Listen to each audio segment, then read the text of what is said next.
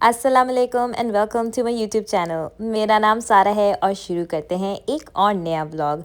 इस व्लॉग में बहुत सारी बातें होने वाली हैं, एक पूरी दावत की प्रेप होने वाली है, तो I am sure you guys gonna enjoy. तो सबसे पहले तो सुबह सुबह मैंने चिकन को डीफ्रॉस्ट होने के लिए रख दिया था और ये था मेरे घर का हाल।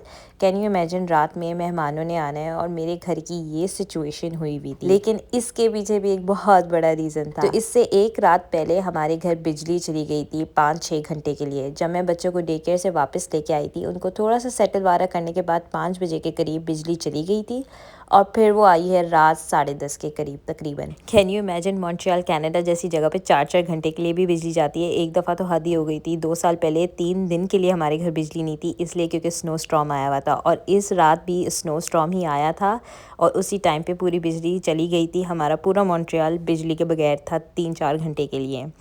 लेकिन अब इस टाइम पे इतनी रात हो रही होती है, अंधेरा भी हो चुका होता है, तो कुछ हो नहीं सकता घर में। सबसे बड़ी बात ये है कि हमारे जो चूल्हे भी हैं वो भी इलेक्ट्रिक के हैं, हमारा हीटिंग सिस्टम वो भी इलेक्ट्रिक का, और साथ के साथ हमारे जो वाटर हीटिंग सिस्टम है वो भी इलेक्ट्रिक का होता है। तो जब आपके घर बिजली चली जाती है, literally you can not do anything. अब इसी वजह से तक हार के मैंने तो अब एक चूल्हा ले लिया जो गैस का, ब्यूटेन का चूल्हा होता है। अमेजोन से मैंने ऑर्डर किया था और honestly it's a life saver. बच्चों के लिए दूध गर्म करना होता है तो बस मैं उसी पे फिर गर्म कर लेती हूँ।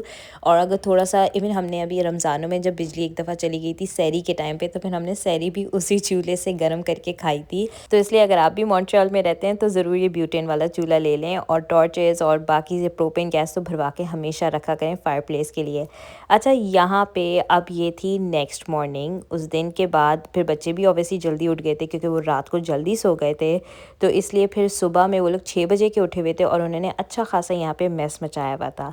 तो किचन तो ऑलरेडी बिखरा पड़ा था, तो इसलिए फिर मैंने कहा सबसे पहले मैं ये पूरा लिविंग रूम समेट देती हूँ क्योंकि गेस्ट ने आना है। तो ये सारे टॉयज़ मैंने समेटे थे। इतनी चीज़ें इन्होंने यहाँ पे जमा कर ली हैं। नॉर्मली मैं इनके टॉयज़ ना कुछ स्टोरेज में रखती हूँ, कुछ बेसमेंट में इनके कमरे में रखती थी, कुछ इधर उधर डिस्पर्स करके रखती हूँ। एकदम से सारे टॉयज़ इनके सामने नहीं होते, तो कम चीज़ें बिखेरते हैं और इनका भी दिल जल्दी नहीं भरता। लेकिन आजकल क्योंकि सारी चीज़ें आगे पीछे हुई हुई हैं, बेसमेंट बन रही है, स्टोरेज की कोई जगह नहीं है, तो बस इनके ना हाथ में काफ़ी टॉयज़ लगे जाते हैं और फिर ये लोग फैलाई जाते हैं। तो बस इसी वजह से ना मैं सारी चीज़ें अब ऊपर उठा के रख रही थी, ऊपर वाले फ्लोर पे, ताकि ये लोग आज के दिन तो एटलीस्ट सारा घर साफ़ रहने दें। और मुझे भी ये होता है कि फिर इतनी चीज़ें at the end of the day समेटनी पड़ती हैं। It is very hectic for me. और इवन बच्चों से भी इतनी ना ज़्यादा चीज़ें खेली जाती है, वो भी ओवर स्टिमुलेट होते हैं। फाइनली लिविंग रूम तो समेट गया था, लेकिन आज ऑब्वियसली आई टोल्ड यू दावत भी थी, तो मैंने कुकिंग भी बहुत सारी करनी थी। और आज सिर्फ मेरे इन लॉज ही इन्वाइटेड थे, कोई एक्स्ट्रा लोग नहीं थे, सिर्फ हम फैमिली वाले थे। लेकिन ऑब्वियसली मैंने कुकिंग भी करनी थी, घर को भी प्रेजेंटेबल करना था। और अभी टाइम तकरीबन 1-1:30 बज रहा था। इस टाइम तक मैंने एक व्लॉग भी अपलोड कर दिया था, मैंने खाना भी खा लिया था, सुबह में बच्चों को भी डे केयर भेज दिया था। तो ये काफ़ी दोपहर का वक्त था।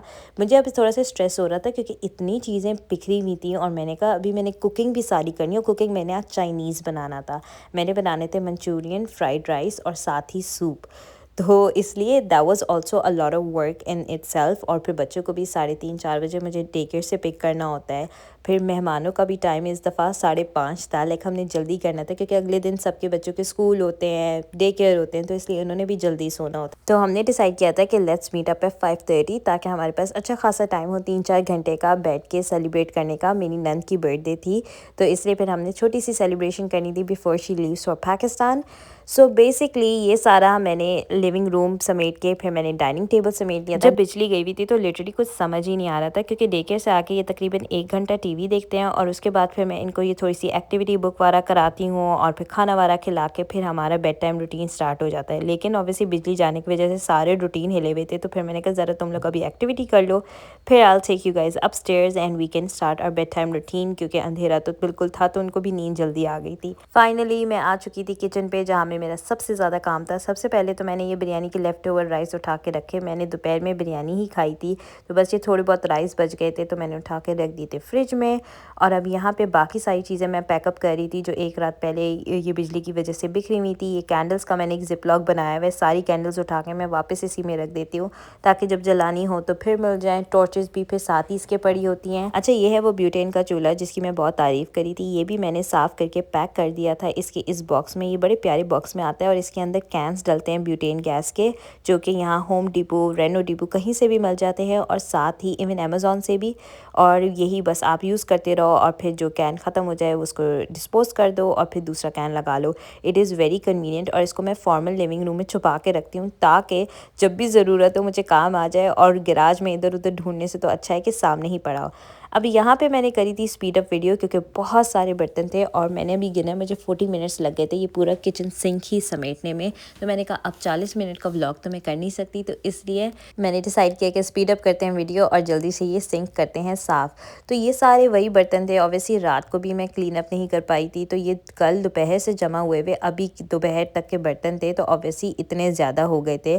और फिर मैंने अब खाना वारा बनाना था, तो मैंने कहा सबसे पहले तो किचन साफ़ कर लेती हूँ, सिंक साफ़ कर लेती हूँ, फिर स्टार्ट करती हूँ। अभी ना इन्हीं बर्तनों की वीडियो से मुझे एक कमेंट याद आया जो अभी रिसेंटली मेरी एक वीडियो पे आया था कि ऑब्वियसली बर्तन धो धो के थक जाते हैं, लेकिन अगर देखा जाए तो ये भी ब्लेसिंग है कि हमें इतना खाना बनाने का और खाने का मौका मिला, which is a really nice perspective.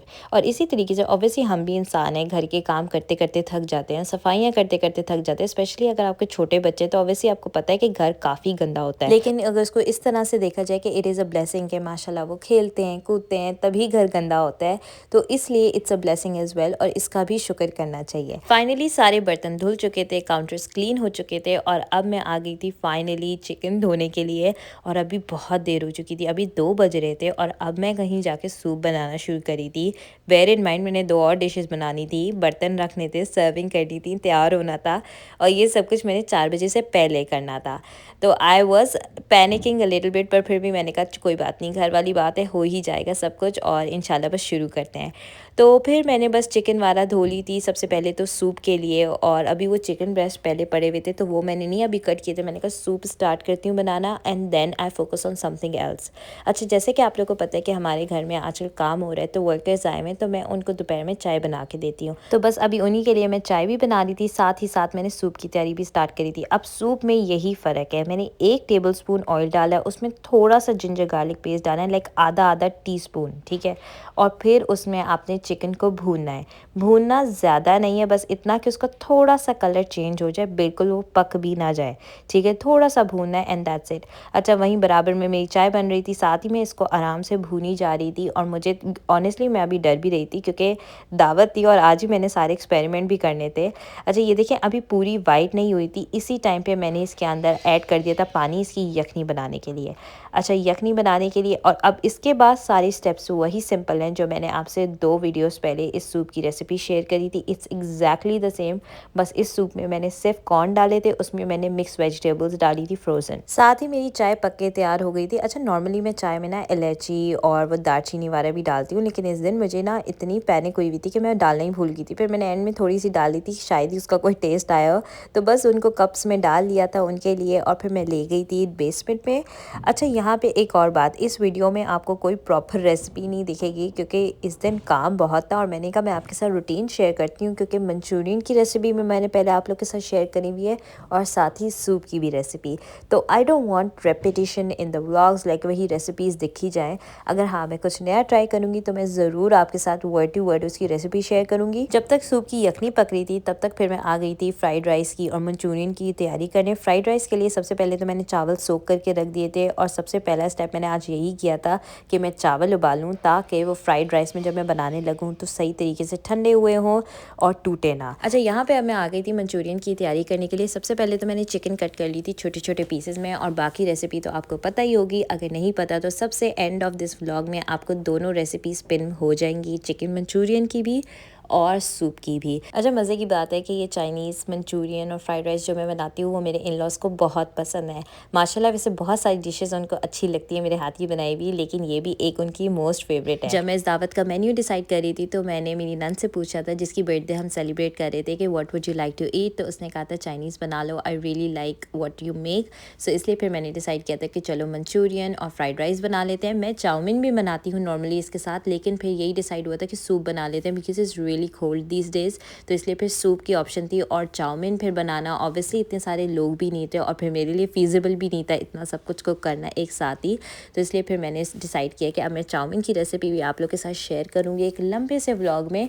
वैसे तो मैंने शॉर्ट्स पे शेयर करी हुई है रेसिपी, लेकिन अब मैं फिर से जब चाउमीन बनाऊंगी तो ज़रूर शेयर करूंगी क्योंकि वो भी इन दोनों डिशेस के साथ कॉम्बिनेशन बहुत ही मज़े का लगता है। बना ली थी मैंने अपने लिए चाय ताकि मुझे कैफ़ीन का बूस्ट मिले और चावल भी हो चुके थे रेडी। इन चावलों को आपने 100% कुक करना होता है, कोई कच्चा नहीं रखना होता है। और सबसे बड़ी टिप ये है कि एक बड़ी सी ट्रे लें और उसमें फैला के रख लें। ये टिप मामा ने मुझे दी थी और ट्रस्ट मी चावल हमेशा अच्छे बनते हैं अगर आपके चावल सही तरीके से फैला के रखे हुए हैं, उसकी स्टीम सारी ख़त्म हो चुकी है। अच्छा, यहाँ पे अब मेरी चिकन भी तैयार हो चुकी थी सूप की, उसको भी मैंने श्रेड कर लिया था। अच्छा, अब यहाँ पे सूप हो चुका था रेडी और साथ ही मैंने मंचूरियन के लिए चिकन भी पूरा फ्राई कर ली थी। और ये वाला प्रोसेस मैंने रिकॉर्ड नहीं किया था इसलिए क्योंकि मुझे बहुत देर हो रही थी और फिर मैंने कहा जल्दी जल्दी काम ख़त्म करते हैं। इस टाइम पर तकरीबन 3:15 हो रहे थे, तो फिर मैंने जल्दी से पहले पूरा किचन समेट लिया था और सोचा था कि तैयार होकर आ जाती हूँ, फिर बच्चे ले आऊँगी और फिर बाकी का प्रोसेस बाद में कर लूँगी। तो ये देखें माशाल्लाह सारा किचन साफ़ हो गया था, साथ ही पूरा घर भी A1 क्लीन हो गया था ताकि अगर अभी भी गेस्ट आ जाते तो कोई मसला नहीं था। मुझे मेरा घर साफ़ था, सब कुछ सेट था, लेकिन बस खाना नहीं पूरा पका हुआ था। तो इसलिए बस अब जल्दी से मैं हो गई थी तैयार, बिल्कुल सिंपल सा इस दिन तैयार हुई थी। एज ए टोल्ड यू इतनी कोई बड़ी दावत नहीं थी, लेकिन ऑब्वियसली प्रेजेंटेबल भी लगना था। तो अब इस टाइम मैं बच्चों को लेके आ चुकी थी वापस घर और यहाँ पे अब मैं बना रही थी जल्दी जल्दी मंचूरियन क्योंकि टाइम बहुत कम था। सबको मैंने कहा हुआ था कि 5:30 आना है और इस टाइम पे 4 साढ़े 4 बज रहे थे। तो मैंने कहा ज़रा खाना सारा रेडी कर लेते हैं ताकि उनके आने से पहले सब कुछ रेडी हो। और फिर जब गेस्ट आते हैं तो अच्छा रहता है कि आप किचन में नहीं लगे हुए और आप उनको एंटरटेन कर रहे हो, उनसे बातें कर रहे हो। ऑब्वियसली यहाँ की इतनी बिजी लाइफ है, सब काफ़ी दिनों बाद या हफ्तों बाद मिल रहे होते हैं, तो अच्छा लगता है कि बंदा साथ बैठे इंजॉय करे एक दूसरे की कंपनी, ये नहीं कि बस किचन में ही लगा हुआ है। अल्हम्दुलिल्लाह इस दिन मेरे सारे काम बड़े टाइम से हो गए थे। हालांकि जितनी लेट मैंने शुरू किया था मुझे बिल्कुल उम्मीद नहीं थी, मुझे तो यही डर लग रहा था कि सब आके बैठे हुए होंगे और मैं उस टाइम तक खाना ही बना रही होंगी। लेकिन किसी के भी आने से पहले मेरे तीनों खाने रेडी हो चुके थे। इवन मैं क्रैकर्स बस फ्राई कर रही थी और बाकी टेबल वाला भी अच्छी तरीके से मैंने सेट कर लिया था। बच्चे भी रेडी हो गए थे, एवरीथिंग वाज डन फाइन। बस एक मसला है कि मैंने उसके बाद की कोई रिकॉर्डिंग नहीं करी थी क्योंकि frankly speaking I was very tired. And then यही होता है कि फैमिली आई हुई है तो अच्छा है कि उनको एंटरटेन करें। और आप लोग को तो पता ही है कि जिस तरह की टेबल्स मैं सेट करती हूँ, बाकी सारी चीज़ें करती हूँ, तो यू गाइज नो मी। तो इसलिए बस ये था फाइनल क्लिप इस दिन के व्लॉग का। ये देखें माशाल्लाह चावल कितने मज़े के लग रहे हैं और साथ ही ये मंचूरियन भी रेडी हो गया था, सूप भी बिल्कुल सही तरीके से रेडी हो गया था। लेकिन ये जब ठंडा हो गया तो पतला हो गया था, तो अब इसके बाद मैंने इसको थिक किया था। और अब मैं लेती हूँ आप सबसे इजाज़त, मिलते हैं अगले वीडियो में। आई होप आपको ये वाला व्लॉग भी पसंद आया होगा। लाइक, कमेंट, शेयर और सब्सक्राइब करना ना भूलिएगा। अल्लाह हाफिज़।